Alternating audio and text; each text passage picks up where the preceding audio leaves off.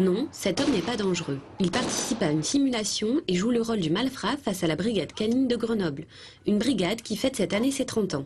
Intervention dans les quartiers difficiles, au centre-ville ou lors de festivités diverses, les 16 brigadiers et leurs 8 chiens de patrouille veillent à la sécurité publique.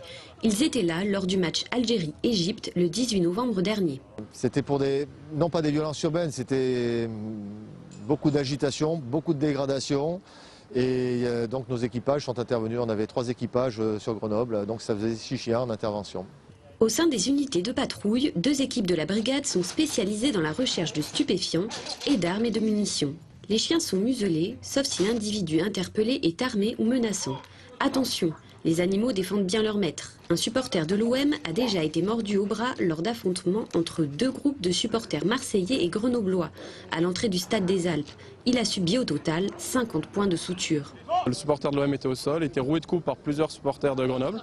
Un collègue s'est retrouvé isolé avec son chien pour intervenir, pour secourir le supporter grenoblois au sol.